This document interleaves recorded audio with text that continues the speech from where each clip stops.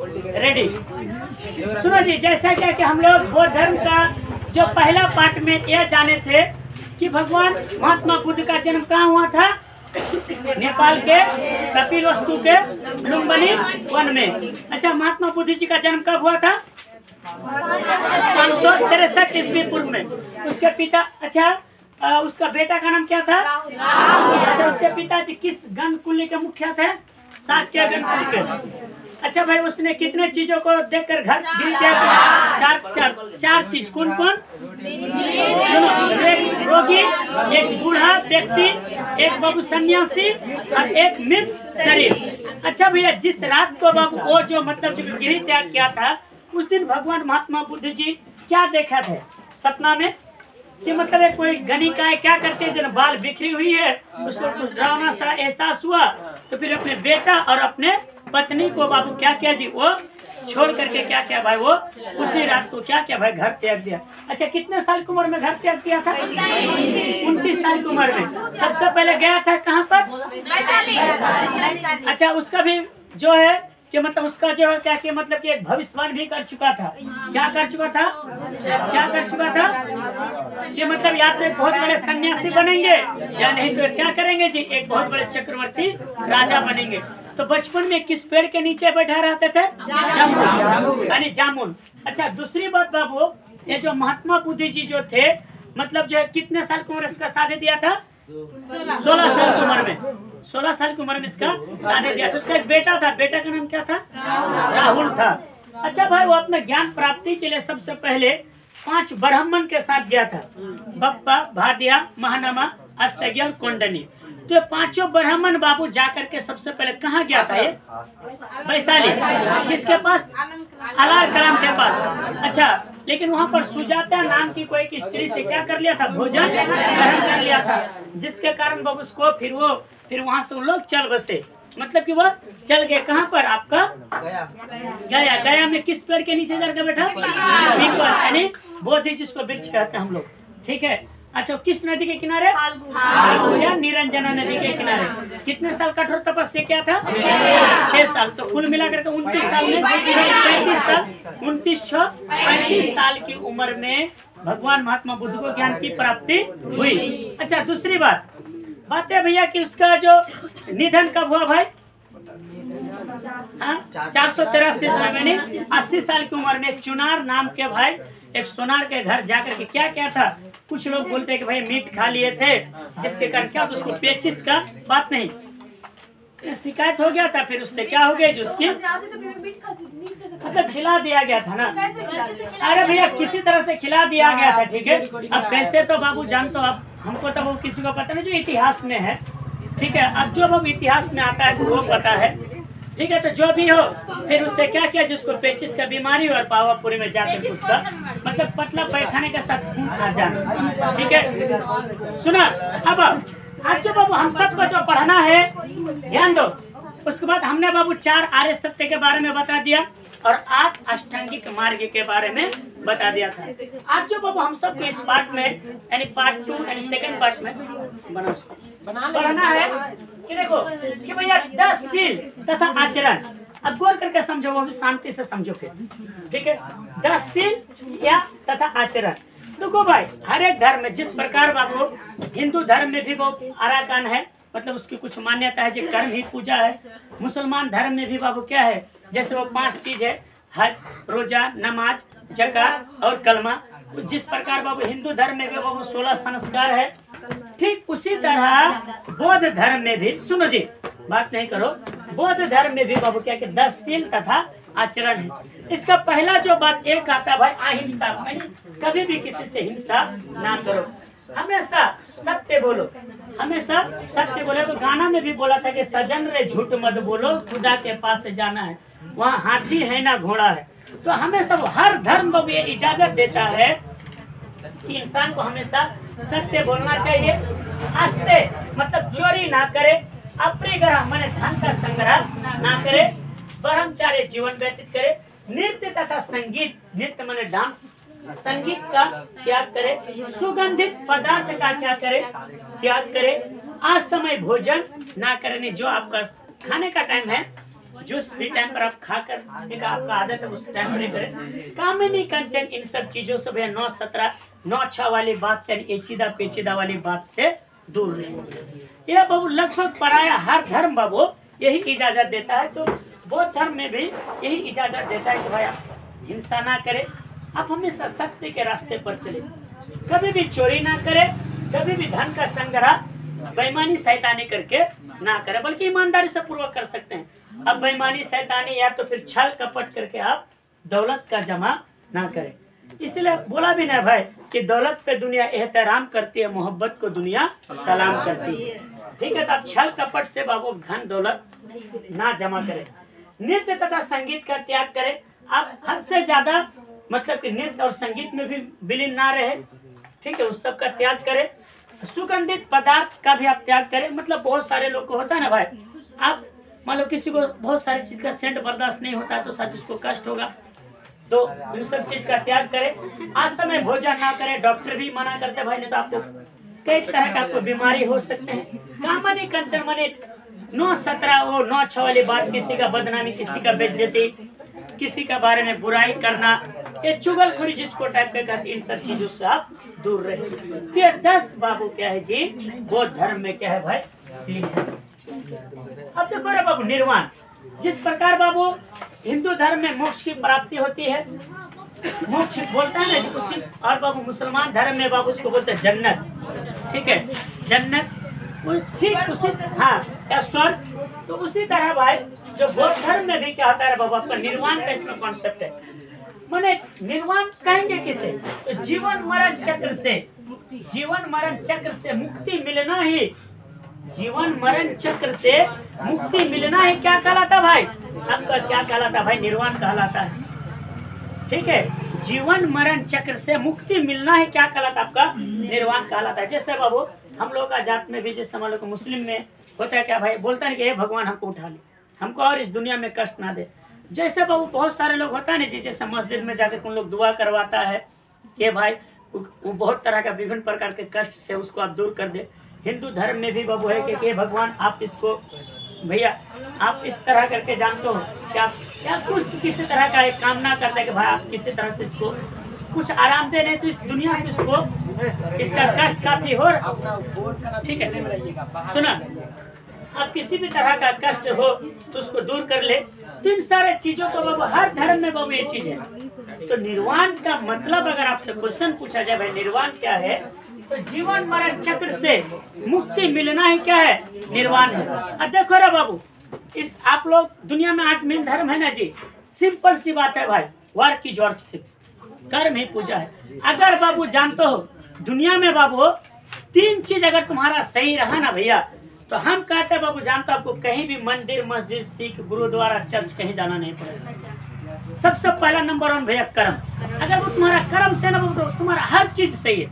Number 2 भाषा, तीसरा बाबू तुम्हारा नियत, ये 3 चीज या चरित्र जिसको कहते हैं, ये 3 चीज सही हो गया ना भैया, आपको बाबू जानते हो हम जहाँ तक बाबू मेरा सोच है भैया, आपको जानते हो ना मंदिर मस्जिद चर्च गुरुद्वारा, ठीक है। गैस तो हर जगह रहता है, फिर गैस लाने के लिए क्यों लाते हैं? सुनो ना, पहले मेरा बात समझो, सुनो ना, मंदिर मस्जिद चर्च देखो, लेकिन लेकिन आप जो बोलिएगा कि मंदिर में जाके कुछ मांगे क्या, नहीं ऐसा बात नहीं, मंदिर मस्जिद सब में बाबू जरूरी उतना नहीं है। अगर सुनो ना, एक मिनट बात नहीं करो बाबू, अगर मान लो जी तुम्हारा अगर वो कर्म सही नहीं रहा ना जी, तुम्हारा भाषा सही नहीं रहा, तुम्हारा बाबू अगर यदि मतलब कि तुम्हारा अगर यदि नियत से नहीं रहना भैया, तो तुम्हारा पूजा पाठ हज रोजा नमाज जकात बाबू ये सब मेरे ख्याल से जहाँ तक बात है भैया सही से काम नहीं देगा। अगर तुम्हारा नियत सही है ना भाई, तो सब कुछ सही है, बस सब कुछ सही है। हर धर्म का वो एक कॉन्सेप्ट है, ठीक है। तो ये बौद्ध धर्म में भी यही चीज को बोला गया है कि भाई देखो भाई आप अपना कर्म पर बाबू, सबसे पहले बात है कर्म सही, कर्म नियत और बाबू तुम्हारा भाषा सही, तो सब चीज सही है भाई, ठीक है। कबीर जी का भी कहना यही है। फिर आप देखते हैं भाई, जब महात्मा बुद्ध जी का जब 483 ईस्वी में पावापुरी में मृत्यु हुआ, तो 5 ब्राह्मण थे, कौन, बप्पा भादिया महानमा या महामाना, अस्सगी अस्सगी और कौंडिन्य। इन लोगों ने बोला कि देखो भाई इतना दिन तो भगवान महात्मा बुद्ध जी जो थे तो अपने ज्ञान को बढ़ाते रहे, अब इनके ज्ञान को, अब इनके दिए हुए उपदेश को हम सबको क्या करना है, आगे बढ़ाना है। जैसे बाबू सुनो, जैसे बाबू मुसलमान धर्म में बाबू क्या पैगंबर आए, हजरत मोहम्मद साहब के बाद क्या हुआ जी, उसका बाबू जो चचा खलीफा सब आया, ठीक है। इस जैसे बाबू हिंदू धर्म में कौन थे भाई, माँ सीता थे, रावण थे, श्री राम जी थे, ठीक है, भगवान विष्णु थे, महेश थे, ब्रह्मा थे ना भाई। जैसे बाबू सुनो, जैसे बाबू ईसाई धर्म में कौन, प्रभु यीशु थे। बात नहीं करो पहले, हर धर्म को लेकर के चलना है ना। प्रभु यीशु थे, माँ मरियम थी, उसके बाद फिर क्या हुआ बाद में भैया, क्या हुआ जी, आप लोग का उसमें पोप हुए, पादरी हुए। ठीक उसी प्रकार बाबू बौद्ध धर्म में भी क्या किया भाई, तो बोला कि देख भाई अब तो भगवान महात्मा बुद्ध जी है नहीं, अब इस चीज को आगे कैसे बढ़ाया जाएगा। तो इसके लिए बाबू क्या किया जी, संगति शुरू किया। नहीं, संगति मतलब होता है बाबू, बोल संगति मतलब जलसा, जिसको बाबू हम लोग कोई बाबू बोलता है यज्ञ बोलता है, कोई जलसा बोलता है, जैसे मुसलमान लोग उसको जलसा बोलता है। जैसे आप लोग में यज्ञ जिसमें हरे रामा हरे कृष्ण, या तो फिर बाबू धर्म सभा, जैसे धर्म सभा होता है ना भाई, जिसमें धर्म के प्रवचनों को दिया जाता है भाई कि धर्म को किस तरह, धर्म सम्मेलन जिसको कहा जाए। तो उसी तरह ये बात नहीं करो, उसी तरह बाबू बौद्ध संगति भी बुलाई गई कि ताकि बौद्ध धर्म के फैलाव को, प्रचार प्रसार को बढ़ाया जा सके। वही होता है ना जी, हिंदू धर्म में या तो फिर जैसे धर्म सम्मेलन होता है, मुसलमान धर्म में बाबू क्या होता है, जलसा होता है, या तो फिर इज्तिमा होता है। बाबू आप लोग का यहूदी धर्म में सुनो, एक बात नहीं करो, जैसे बाबू आप लोग ईसाई धर्म में देखा होगा, उन लोग वो चर्च में जाते हैं, रविवार के दिन चर्च में जाते हैं ना जी, ठीक बाबू उसी तरह करके ये बौद्ध संगति भी किया गया ताकि धर्म को फैलाया जा सके, प्रचार किया जा सके। तो पहला बार जो इसका जो संगति हुआ था, मानी पहली बार जो जलसा टाइप का हुआ था वो 483 ईस्वी पूर्व में राजगीर में। अब राजगीर तो बहुत बड़ा भैया एरिया है, जैसे मतलब कटिहार जिला है, कटिहार जिला बाबू लगभग 3000 वर्ग किलोमीटर स्क्वायर में। तो राजगीर तो भैया तो बहुत बड़का जिला, तो कहीं कोनो एक जगह में हुआ होगा ना जी। तो राजगीर के बाबू एक जगह का नाम है सप्तकर्णी गुहा, सप्तकर्णी गुहा। उसी जगह पर बाबू क्या हुआ था जी, मतलब ये क्या हुआ जी, आपका सम्मेलन हुआ था। किस जगह पर, राजगीर के सप्तकर्णी गुहा में। उस समय जो बाबू शासक था, मैंने राजा था भैया, अजात शत्रु था, और इस सम्मेलन की जो अध्यक्ष जो किया था महाकाश्यप किया था। जैसे बाबू कोई भी काम करने के लिए अध्यक्ष होता है ना, उसी तरह करके इसका अध्यक्ष जो कौन था भाई, महाकाश्यप था। अब भैया उस सम्मेलन में आखिर क्या किया गया, कुछ तो बात किया होगा जरूर, बात नहीं करो ध्यान दो। तो बात बाबू ये हुआ कि इसमें जान तो सुत पिटक और विनय पिटक नाम का 2 किताब को लिखा गया। और सुत पिटक में क्या किया गया जी, कि भगवान महात्मा बुद्ध ने जो कुछ भी उपदेश दिए थे, जैसे बाबू हिंदू धर्म में बाबू क्या, रामायण, महाभारत, गीता है ना जी, भागवत पुराण, ठीक है ना भाई। ठीक उसी प्रकार बाबू जैसे मुसलमान धर्म में बाबू कुरान, हदीस, बाइबिल, कुरान, हदीस, उसके बाद बाबू जो फेका, ये सब है ना।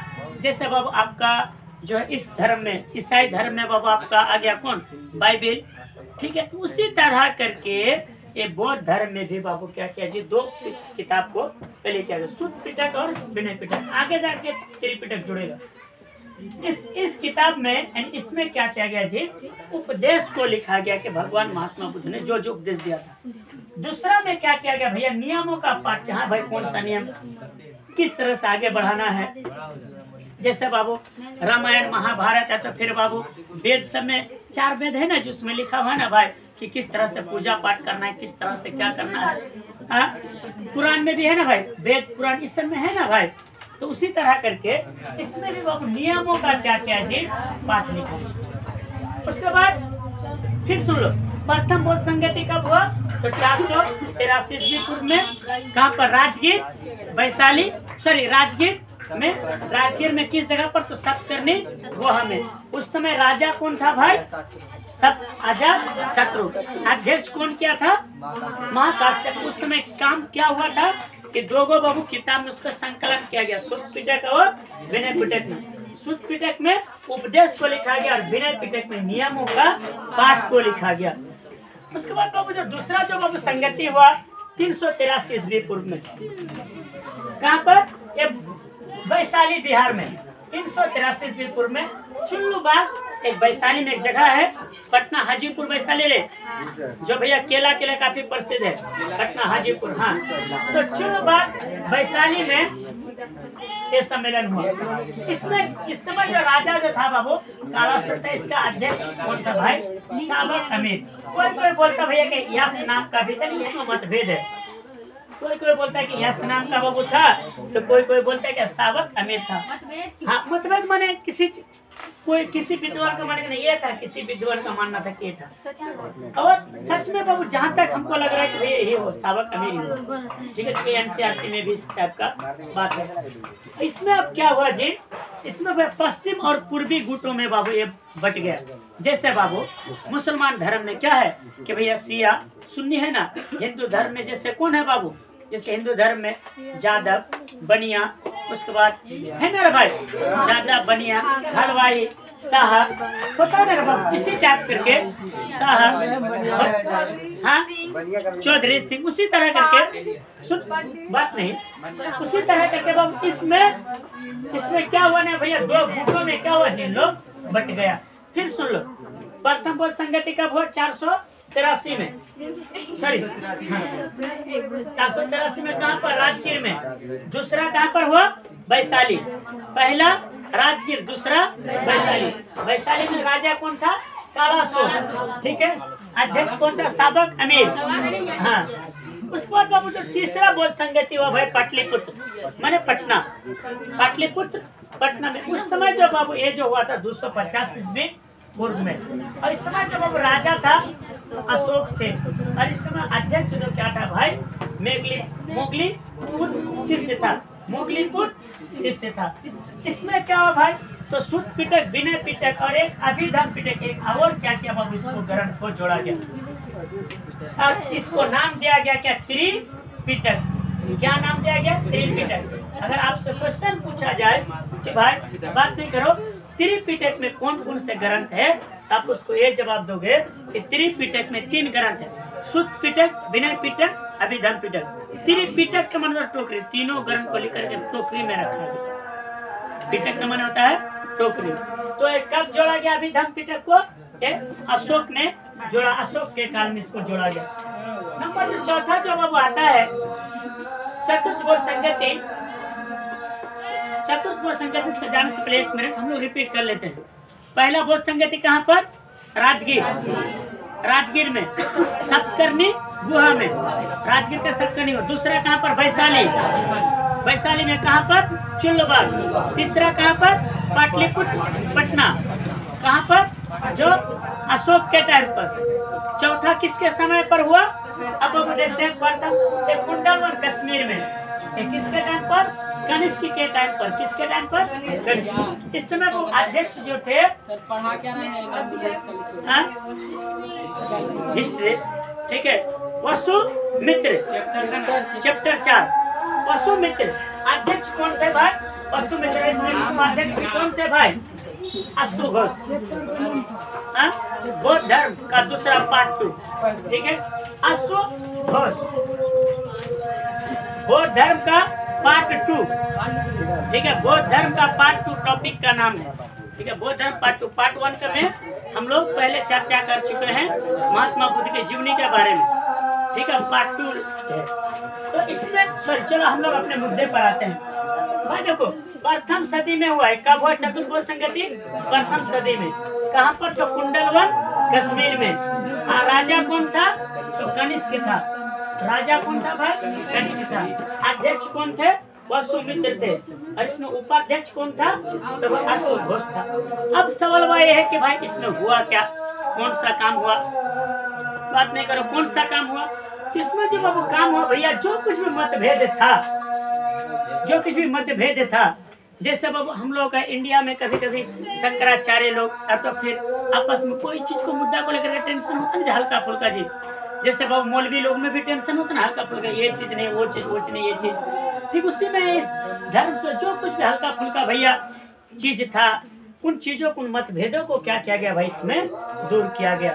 तब हमको रिपीट मारने दो। ये क्वेश्चन एक बार पूछा जा चुका है कि भाई प्रथम बोध संगति कब हुआ, कहाँ हुआ, द्वितीय बोध संगति कहाँ, तीसरा कहाँ, चौथा कहाँ। तो सुनो, प्रथम बोध संगति राजगीर, राजगीर से वैशाली, वैशाली से पाटलिपुत्र, पाटलिपुत्र से कश्मीर। सुनो, राजगीर, वैशाली, पाटलिपुत्र, कश्मीर। ठीक है। अध्यक्ष को राजा कौन कौन था? अजात शत्रु, कालाशोक, अशोक, कनिष्क। अजात शत्रु पहला में, अजात शत्रु, कालाशोक, अशोक, कनिष्क। सबसे लास्ट में कौन था? कनिष्क। तीसरा नंबर पर अशोक, दूसरा नंबर पर कालाशोक, प्रथम पर अजात शत्रु। ठीक है, इस चीज को थोड़ा याद रखोगे, वो ऑब्जेक्टिव में इसको देता है। ये 4 में से एक दे, उम्मीद है। ठीक है, अब आओ फिर हमको एक मिनट रिपीट मारने दो। राजगीर, पहला राजगीर, वैशाली, पाटलिपुत्र, कश्मीर। अजात शत्रु, कालाशोक, अशोक, कनिष्क। ठीक है, इस चीज को थोड़ा सा याद रखोगे। 483 ईस्वी से शुरू हुआ था, लास्ट में प्रथम सदी में। अब भैया इस बौद्ध धर्म का प्रभाव क्या क्या?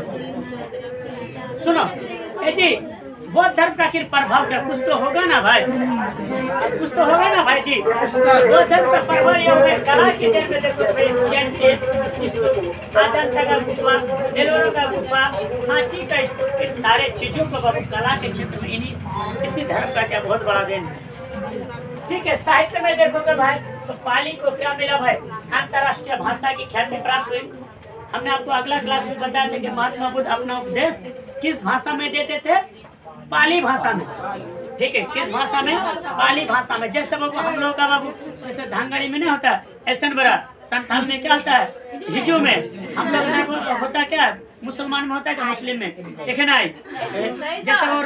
जैसे वो हम लोग को भैया राय लोग में क्या होता है कि इन्हें अवश्य हो।